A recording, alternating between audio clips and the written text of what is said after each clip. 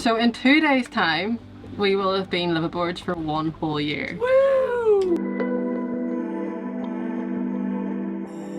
Hey, we're Laura and Peter. We moved on board our floating home 1 year ago with zero experience of how to sail. Ever since, this has been our adventure.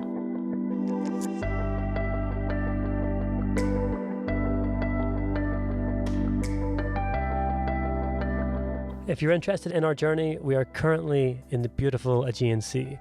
After starting in the Ionian, going around the Peloponnese, and spending a month in the Cyclades, last week after leaving off our guests, we left Mykonos and headed north to get away from the Meltemi. We are currently on the island of Andros in a beautiful little town called Batsi.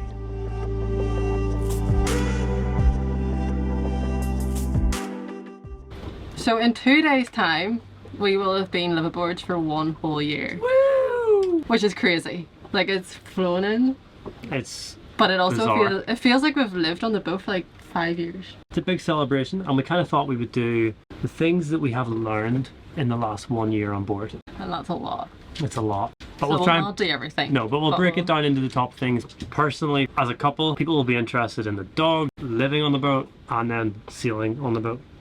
Yes, should be interesting. We haven't planned this at all, so let's get into it. But the first thing that we learned about living on the boat is how to be stingy.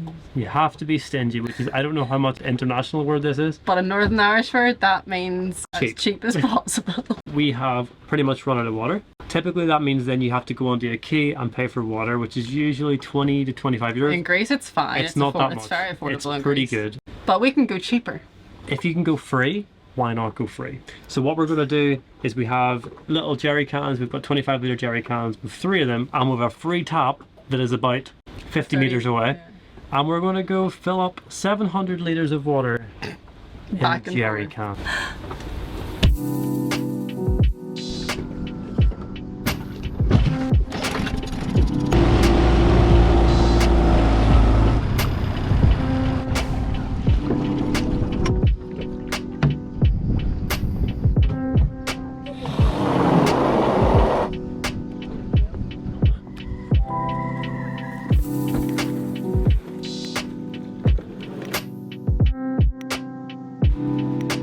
So we have 2 places you can fill up water. One is up here on the deck, and then one's here.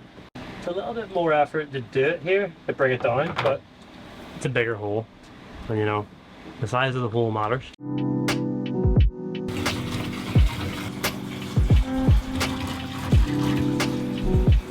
Well, that is 1 run of 8, I would say. Probably, yeah, we've got probably 7 or 8 more to do. So we'll come back when we're done and we're full.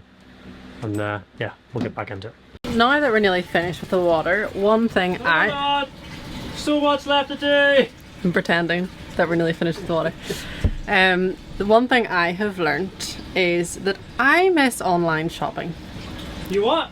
Miss online shopping. Well, yes, that is true. Ain't So no Amazon one-day delivery? No, you have to really plan like what you're going to cook to an extent. Here's not too bad because obviously Greece is so shops everywhere. But if we're going to be stuck in a remote island from the Meltemi for maybe a week to 10 days, I would rather be stocked up with some things just in case. So you kind of have to plan through stuff like that, but also trying to keep it as minimal as possible so you're not wasting food. AKA lots of shopping every time there's a shop. Yeah. So yeah, while Peter's finishing down the water, I'm going to attempt to go and get some food on the lonesome. Laura's never done anything by herself. Oh, it is hot. You're an ass. He's an ass. I'm more independent than he is. What? I'm more independent than he is. A strong, independent woman. It's so hot to have to do this. I would have done it later, but it closes at 8. I mean, so much stuff to do, so. The heat of the day. Thankfully, it's only like a 7-minute walk away, so not far to go.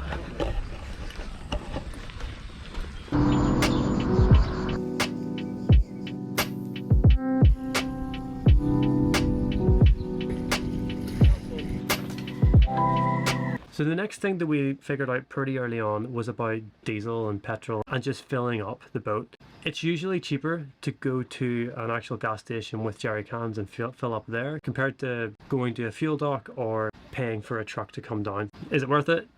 Probably not. It saves maybe 5 or 10 euros, but when you're on a tight budget, every euro matters. So we typically walk to the petrol station, and pretty much what we learned was if you see a petrol station that's close by and you can walk to it easily, do it.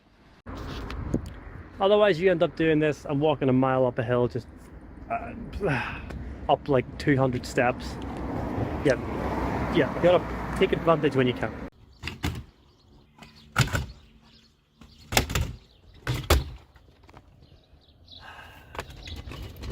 Although a trolley's a good investment. Not so much for stairs, but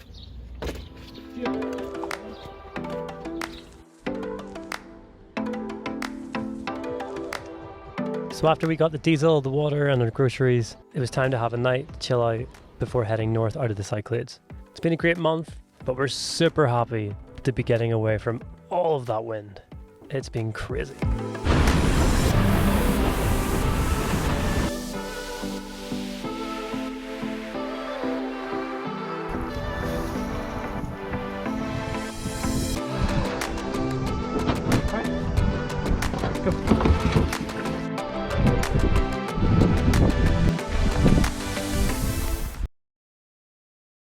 Okay, so That looks like you're sitting down like that. proper heart to heart. We are cheating a little bit here. We filmed this a month ago, and I'm just now editing it all. And there was some stupid crickets or The kaisha. What do you call it? cicadas. Yeah. Crickets, cicadas in the trees right beside us, and it is horrible. It sounds like this. So yeah, we're not going to put you through that.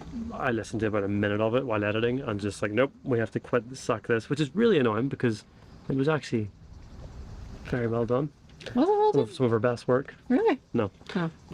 So far we've talked about our water, getting diesel, and doing the shopping, getting groceries whenever you can.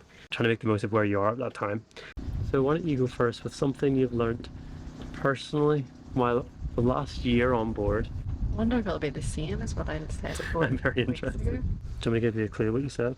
I feel like I said I don't like sailing. Oh, that I'm weak. I've learned that I am weak. No winches can be turned. I need electric winches. I need the luxury. Laura's a princess. I try.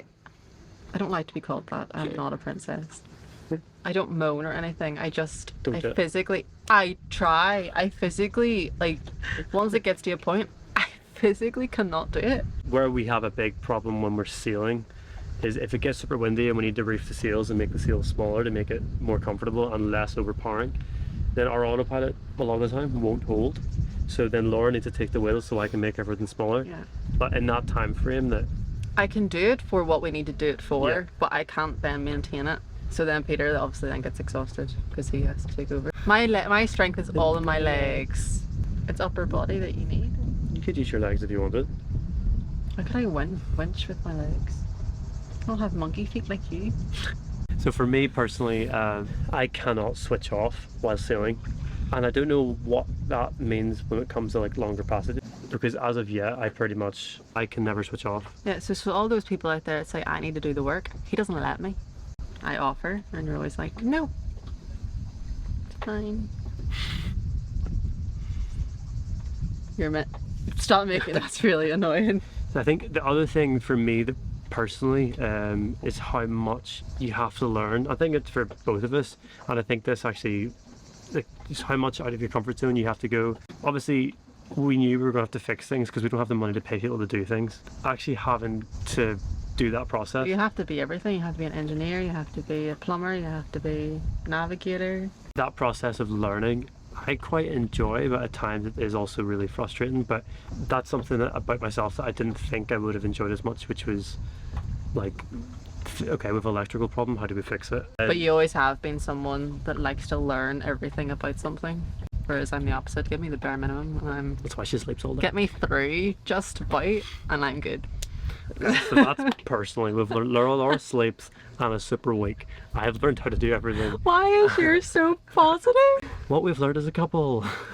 Well, for me it would be the importance of communication. I'll kind of give a bit of a backstory. We had a small business together, so we were used to working together. We'd like both worked part-time jobs on the side of that, and so we like a lot of the time we were together, like a lot of the time. We're used to each other's company, so being stuck on a boat with just the two of us wasn't a shock. No, it wasn't like a shock to the system, whereas other people that is a real shock to the system if that one person's been at work, you know, 50 hours a week, 60 hours a week. Which, to be fair, I did do that for a period of time before. Yeah, I did do that, but especially actually during COVID. But we were used to constantly having each other. Well, we're always told at the very start that it'll either make or break your relationship living on a sailboat. Sometimes it is true, unfortunately. And the smaller the boat, the harder that gets. But it's more, for me, it's more the communication. I was really bad at the start, like not really saying to Peter that I struggled with something or I didn't feel comfortable with something. Whereas now, if I don't feel confident doing a manoeuvre, I've learned the importance of saying that, because it will never work if both of us aren't keen to do it or aren't. No. And then just clear communication through every avenue. Yeah, especially It's very important. So, yeah. So the dogs. The dogs was one that we were probably the most apprehensive about before getting on the boat. They love it. I mean, they don't love every aspect of it, but nobody does. No, like they don't like the aspects that they can sense us feeling stressed, or like if we're heeled over really far or really strong winds. They obviously are taking off our energy, but also they aren't comfortable themselves. So that's expected.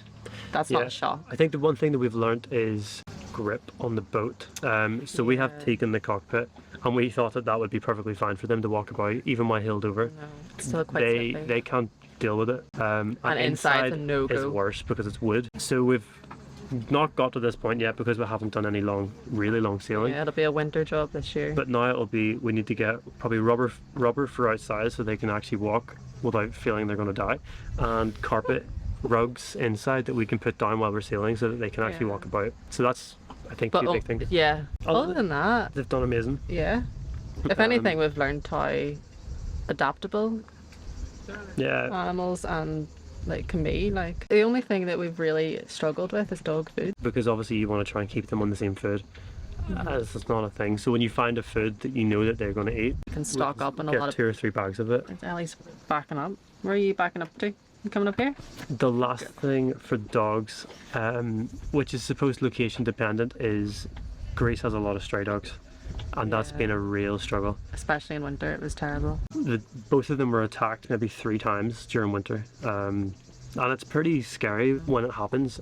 So because of that, then Cooper has obviously got his back up, and he's nervous, and he's a lot more nervous now than what he was before we came to Greece. Like, nervous and protective. Yeah. Like, he's very protective. Especially of her, because they seem to go for her quicker, because she must be an easy target. So yes, with that face being an easy target. So that's definitely something we've learned. It's probably the negative side of Greece. Lifestyle would be the last one then. Lifestyle. I think the thing that we've learned the most about lifestyle on board is to invest in being self-sufficient. We did a lot of upgrades obviously to the boat when we got it. The biggest one was the electrical stuff, and the lifestyle difference that has had. I mean, we bought the boat with nothing other than the engine to charge the batteries. We were living on the boat for 4 weeks before we installed the solar panels. That was a game changer in itself, because it meant that we were completely fine all day to just do whatever we needed. Then during the winter we installed lithium batteries and an inverter, and now it's effectively a house. We can run almost anything. We can heat the water up, we can cook with an electric. That has been the biggest thing for the lifestyle, is to make an investment in something to make you self-sufficient. The thing that would be the biggest thing to add to that would be a water maker, and then we're completely self-sufficient. Yeah, water maker would be good. And fish would be good.